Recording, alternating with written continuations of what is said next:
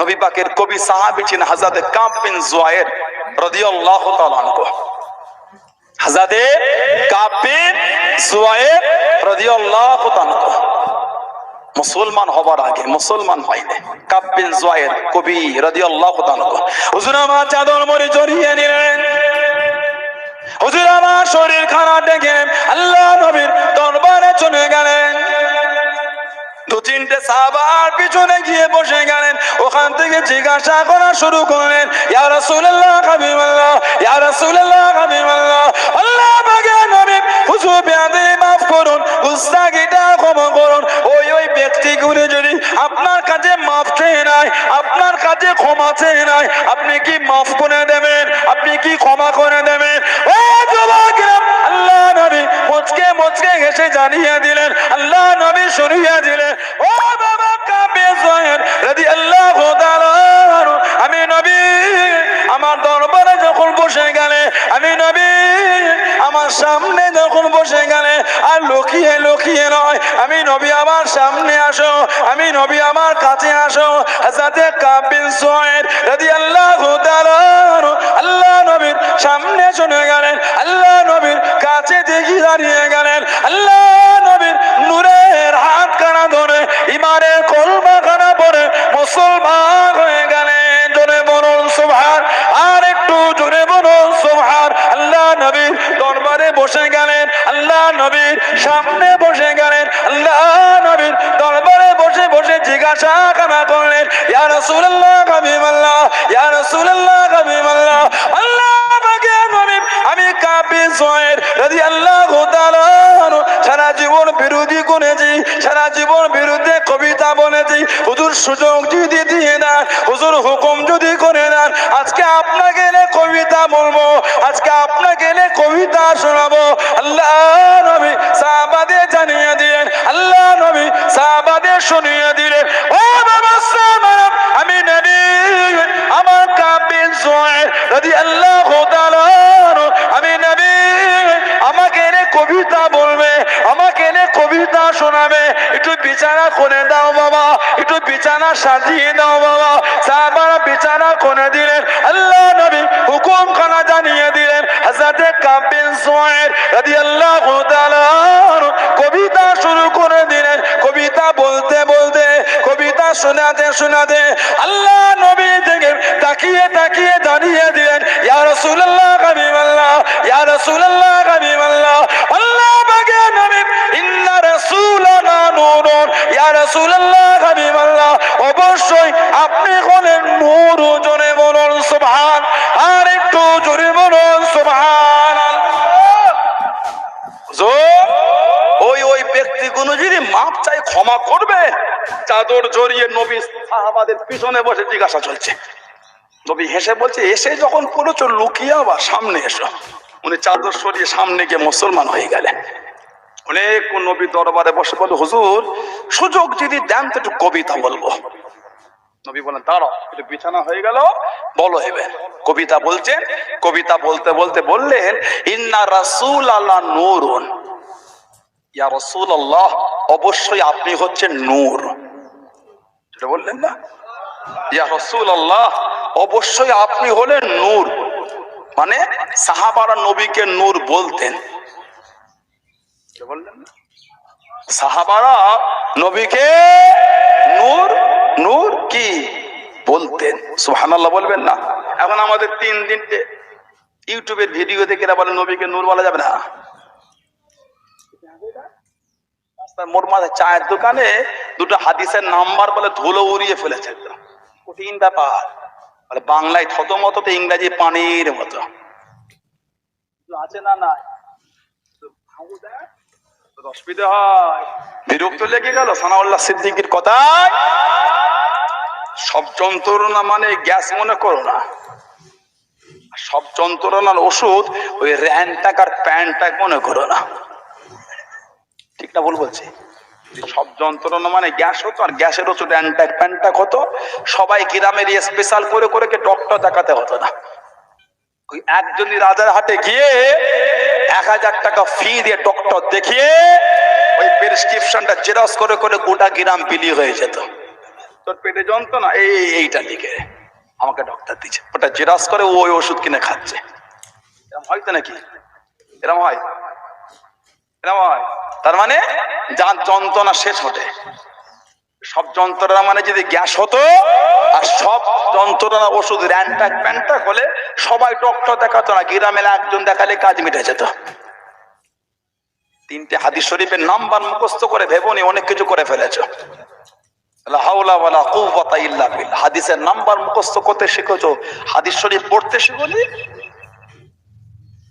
Number মুখস্থ করে ধুলো উড়িয়ে ফেললে চায়ের দোকানে, পড়তে শিখোনি। হাদিসটা পড়ো, শুনি একটুখানি। এগুলো ভালো না, এগুলো বেশি পাকামো। পাকা ভালো, বেশি পাকাটা কিন্তু ভালো না, মনে রাখবেন। পাকা ভালো, বেশি পাকা ভালো না। নিজেরাই যদি নিজেদের ইসলামকে এলে ছেলে খেলা করি, সম্মান দেবে কে? আপনার কোনো মনে প্রশ্ন জেগেছে, 100 বার জাগতে পারে। আমি আপনার জায়গাটাকে হেও করছি না, আপনি জিজ্ঞাসা করেন হাত কানে আলেম ওলামাদের, ভাই এটা মনে লাগলো শুনেছে ভিডিওটা, ব্যাপারটা কি বলেন তো? 100 বার জিজ্ঞাসা করেন। আপনি যে মোর মাথায় রায় দিয়ে দিলেন কেন? একটা হাফেজের জন্য ক্ষমতা না শরিয়াতের ফতোয়া দেবে। একটা হাফেজ তিনি 30 পারা কোরআন শরীফটা নিজের সিনাতে জব্দ করেছে, একটা হাফেজ টানার জন্য ক্ষমতা নাই শরিয়াতের ফতোয়া দেবে। সাধারণ লোক হয়ে দুটো হাদিস শরীফের নাম্বার মুখস্থ করে বলে দিলেন, এগুলো ঠিক না। আল্লাহ পাক বুঝা তৌফিক দান করে, বলেন আমিন, বলেন আল্লাহুম্মা আমিন। সাহাবারা নবীকে নূর বলেছেন। বলেন কাব্যেন জুহাইর রাদিয়াল্লাহু তাআলা কবিতা, ইন্না রাসূলাল্লাহ নূরুন ইয়া রাসূলুল্লাহ, অবশ্যই আপনি হলেন নূর। জোরে বলে, আর জোরে বলা যাবে না। কিতাব এসেছে নবী পাকের সামনে একটা চাদর ছিল, চাদর। নবী ওই চাদরটা ওনাকে ছুঁড়ে দিয়েছিলেন, সারাটা জীবন চাদরটা উনি বুকে জড়িয়ে রেখেছিলেন। কোন কোন রিওয়ায়াত এসেছে ওই চাদর হযরতে আমিরে মুআবিয়া রাদিয়াল্লাহু তাআলা আমার রাসূলের সাহাবী ছিলেন। হযরতে আমিরে মুআবিয়া রাদিয়াল্লাহু তাআলা ওই চাদরটা দিয়ে উনাকে জড়িয়ে দাফন করা হয়েছিল। ওই চাদরটা আমার রাসূল খুশি হয়ে উনাকে দিয়েছিলেন। কাব বিন জুয়াইর রাদিয়াল্লাহু তাআলা। জোরে বললেন না, আর জোরে বলা গেল না। সেই নবীর ভালোবাসা, সেই নবীর মহব্বত না, তবেই তো মানা, তবেই তো মোমেন, তবেই তো আল্লাহওয়ালা। দাবি করছেন মানি, কোনটা আমরা মেনেছি বলেন? আমি শুধু আপনাদের বলি না, আমি নিজে নিজে বলছি। আমাদের ভালো হতে হবে, পরিকৃত মহব্বত। হযরতে সাবিত ইবনে কায়েস রাদিয়াল্লাহু তাআলা ঘরে চলে গেলেন, বাড়ি দরওয়াজা জানালা বন্ধ করে খালি কাঁদছেন।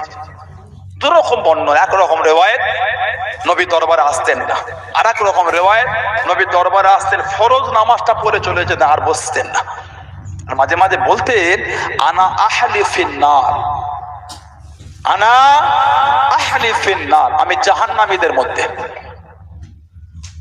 আমি জাহান্নামীদের মধ্যে। নবী সাহাবী কাঁদতেন আর বলতেন। সাবিত ইবনে কায়েস রাদিয়াল্লাহু তাআলা বাড়ি দরওয়াজা জানালা বন্ধ করে কাঁদতেন। আল্লাহ নবী নববী শরীফে বসে গেলেন। ও যুবকেরা, ও আমার মুরব্বি বাবারা, আল্লাহ নবী জিজ্ঞাসা করলেন, আল্লাহ নবী জানতে চাইলেন, ও বাবা সাহাবারা, আমি নবী আমার সাবিত ইবনে কায়েস রাদিয়াল্লাহু তাআলা, আমি নবী কেন তাকে দেখি না? সে কি আমার দরবারে আসে না? সে কি আমার সামনে আসে না? আমি নবী কেন তাকে দেখি না? তোমাদের মধ্যে কেউ কি আছো বাবা? তোমাদের মধ্যে কেউ কি আছে বাবা? আমি নবী, আমাকে তার খবর খানা দেবে। আল্লাহ নবীর আনসারী সাহাবী দাঁড়িয়ে গেলেন, আল্লাহ নবীর আনসারী সাহাবী দাঁড়িয়ে গেলেন, ইয়া রাসূলুল্লাহ হাবিবাল্লাহ, ইয়া রাসূলুল্লাহ হাবিবাল্লাহ, আল্লাহ আমাকে নবী, হুজুর বেয়াদবি মাফ করুন, হুজুর আমি যাব, হুজুর, হুজুর আমি যাব, হুজুর। আল্লাহ নবীর আনসারী সাহাবী চলে গেলেন, হযরতে সাবিত ইবনে কায়েস রাদিয়াল্লাহু তাআলা দরওয়াজা দাঁড়িয়ে গেলেন, সালাম খানা দিয়ে দিলেন, দরওয়াজা খুলে গেল, কাঁদতে কাঁদতে বাইরে চলে আসলেন। ও হযরতে সাবিত ইবনে কায়েস রাদিয়াল্লাহু তাআলা, আল্লাহ নবী আপনাকে খোঁজ করেছেন, আল্লাহ নবী ডাক দিয়েছেন, নবী দরবারে কেন জানলা, নবীর সামনে কেন জানলা? আল্লাহ নবী আপনাকে খোঁজ করে দেন। হযরতে সাবিত ইবনে কায়েস রাদিয়াল্লাহু তাআলা চোখ ভরা পানিলে কেঁদে কেঁদে জানিয়ে দিলেন, কেঁদে কেঁদে শুনিয়ে দিলেন, ও রাসূলুল্লাহ সাহাবী, আল্লাহ নবীকে গিয়ে বলে দেন, আল্লাহ নবীকে গিয়ে জানিয়ে দেন, আমি নবীর দরবারে যাব না, আমি নবীর সামনে যাব না। আনা আনি ফিল্লাহ, আনা আনি ফিল্লাহ। আল্লাহ পাক কোরআন শরীফের আয়াত দিয়ে দিলেন, ইয়া আইয়ুহাল্লাযীনা আমানু লা তারফাউ আসওয়াতাকুম ফাওকা সাওতিন নবী। আমি সাবিত ইবনে কায়েস আল্লাহ নবীর সামনে জোরে জোরে কথা বলেছি, শব্দ করে কথা বলেছি। এই আয়াত আল্লাহ জানিয়ে দিলেন, আনতা বাতা আমানুকুম, জীবনের আমলগুলি এমন ভাবে ধ্বংস হয়ে যাবে, এমন ভাবে নষ্ট হয়ে যাবে, ও আনতুম লা তাশুরুন, কিছু বোঝা যাবে না, কিছু বুঝতে পারবো না। ও রাসূলুল্লাহ সাল্লাল্লাহু আল্লাহ নবীকে কি জানিয়ে দেন, আমি সাবেত আল্লাহ নবীর সামনে আমি যাব না। আনা আনি ফিল্লাহ, আমি জাহান্নামী হয়ে গিয়েছি, আল্লাহ নবীর সামনে আমি আর যাব না। যখনই কথা বলেছে জোরেই বলেছে, আল্লাহ আয়াত দিয়ে বলেছে আমল ধ্বংস, তাহলে তো আমার আমল আর নেই, আমার ইবাদত আর নাই। আনা আহালি ফিন্নার, আমি জাহান্নামীদের মধ্যে। নবী পাকের আনসারী সাহাবী নবী দরবারে চলে এলেন, আসসালামু আলাইকা ইয়া রাসূলুল্লাহ হাবিবাল্লাহ। নবী পাক সালামের জবাব দিলেন, কি খবর, আমার সাবেত কই? বলে হুজুর উনি আর আপনার দরবারে আসবে না, উনি নিজেকে জাহান্নামী বলছেন। কেন? হুজুর উনি যখনই আপনার সাথে কথা বলেছে জোরে জোরে বলেছে, হুজুর উনি নিজেকে জাহান্নামী বলে, আর আপনার দরবারে আসবে না, ওনার আমল নেই, ধ্বংস। আল্লাহ রাসূল বললে, যাও আমার সাবিত ইবনে কায়েসকে গিয়ে বলো, আমার সাবিত জাহান্নামী নয়, আমার সাবিত হলো আল্লাহ পাকের জান্নাতি। জোরে বলে, আর জোরে বলা যাবে না, আর জোরে বলা যাবে না। কতটা আদব নবীর প্রতি থাকে, একটু জোরে কথা বলেছে, সাহাবী নিজেকে জাহান্নামী বলছেন। কে? সাহাবী। হাদিস শরীফে এসেছে আল্লাহর রাসূল বলেছে, তোমরা যদি আল্লাহর দ্বীনের জন্য এক উহুদ পাহাড় পরিমাণ সোনা দিয়ে দাও, 9 মাইল লম্বা 3 মাইল চওড়া হলো উহুদের পাহাড়টা, আল্লাহর দ্বীনের জন্য যদি 9 মাইল লম্বা 3 মাইল চওড়া ওই উহুদের মতো সোনা দিয়ে দাও, আমার সাহাবা আল্লাহর দ্বীনের জন্য 1 মুদ বা আধা মুদ, 1 কেজি বা হাফ কেজি 500 গ্রাম যে জব গম ব্যয় করেছে, তোমাদের উহুদ পাহাড় পরিমাণ সোনাটা আমার সাহাবাদের সাথে সমতুল্য হবে না। এটা বলবেন না? 9 মাইল লম্বা 3 মাইল চওড়া ওই উহুদের পাহাড়টা কত কেজি হবে আপনি জানেন? কত কেজি হবে জানি আমরা? নবী বলছে অত সোনাও যদি দাও আমার সাহাবাদের 500 গ্রাম জব দেওয়ার সমতুল্য হবে না। জোরে বলেন, আর জোরে বলবেন না। সেই সাহাবী নিজেকে জাহান্নামী বলছেন। কেন? নবী পাকের কথার উপর জোরে হয়ে গেছে। আল্লাহ নবী সামনে জোরে বলে ফেলেন। এই আয়াতের আর একটা শানে নজুল আছে। তাফসিরে জালালাইন শরীফ বলে একটা কিতাব আছে, ইমাম জালালউদ্দিন মাহাল্লি রাহমাতুল্লাহ 26 পারা তাফসিরে এনেছেন। হযরত আবু বকর সিদ্দিক আর হযরত ওমর ফারুক রাদিয়াল্লাহু তাআলা দুজনকে নবী দায়িত্ব দিয়েছিলেন বনু তামিম গোত্রের সেনাপতি ঠিক করতে। আবু বকর সিদ্দিক ঠিক করেছেন হযরত কাকা ইবনে মাবাদ, তাফসিরে জালালাইন শরীফে এসেছে। ওমর ফারুক রাদিয়াল্লাহু তাআলা উনি আরেকজনকে ঠিক করেছেন। এই দুজনের নবীর সামনে দাঁড়িয়ে বলে হুজুর ইনি, ইনি বলেন ইনি। এই দুজনের কথোপকথনটা নবী পাকের সামনে একটু জোরে হয়ে গেছিল। আল্লাহ পাক সেই জন্য ওই আয়াত দিয়ে দিলেন। এই আয়াত নাজিলের পরে আবু বকর সিদ্দিক আর ওমর ফারুক রাদিয়াল্লাহু তাআলা দুজনে জোরে কথা বলাটা ভুলে গেছিলেন। ওমর ফারুক তো কসম করেছে, আল্লাহর শপথ করে বলছি নবীর সামনে জীবনও জোরে কথা বলবো না। কে? আবু বকর সিদ্দিক। কে? ওমর ফারুক রাদিয়াল্লাহু তাআলা। হাদিস শরীফে তিরমিজি শরীফে এসেছে আল্লাহর রাসূল বলেছে ইকতাদু বিল্লাযাইন মিন বা'দি মিন আসহাবি আবি বকর ওয়া ওমর। তোমরা আমি নবী আমার পরে আমার আবু বকর সিদ্দিকের কাছে যাবে, আমি নবী আমার ওমর ফারুকের কাছে যাবে সাহাবাদের মধ্য হতে। জোরে বলে, জোরে বলা যাবে না সুবহানাল্লাহ। কে? আবু বকর সিদ্দিক রাদিয়াল্লাহু তাআলা। তিরমিজি শরীফে হাদিস এসেছে মা আয়েশা রাদিয়াল্লাহু তাআলা থেকে এসেছে, আল্লাহ রাসূল বলেছে লা ইয়ানবাগি লিকাওমিন ফিহি আইয়াউম্মু আবু বকর আইয়াউম্মু গায়রুহু। নবী বলেন কোন দল কোন কওমের জন্য উচিত হবে না যেখানে আমার আবু বকর সিদ্দিক থাকবে সেখানে অন্য কেউ ইমামতি করবে। যেখানে আবু বকর সিদ্দিক থাকবে ইমামতির দায়িত্ব আমার আবু বকর সিদ্দিক পালন করবে। জোরে বলে, জোরে বললেন না সুবহানাল্লাহ। কে? ওমর ফারুক রাদিয়াল্লাহু তাআলা, ইসলাম জাহানের তৃতীয় খলিফা উনি। আল্লাহ রাসূল বলেছেন লাউ কানা নাবিয়ুন বাদি লাকানা ওমর, যিনি আমার পরে কেউ নবী হতো আল্লাহ আমার ওমর ফারুককে নবী করতেন। তারপরে নবী বলেছেন আনা খাতামান নবিয়্যি লা নবিয়্যা বাদি, বা লা বাদি নবিয়্যা, আমি হলাম শেষ নবী, আমার পরে আর নবী হবে না। যদি নবী হতো আল্লাহ আমার ওমর ফারুককে নবী বানাতেন। বললেন না? জোরে বলা গেল না সুবহানাল্লাহ।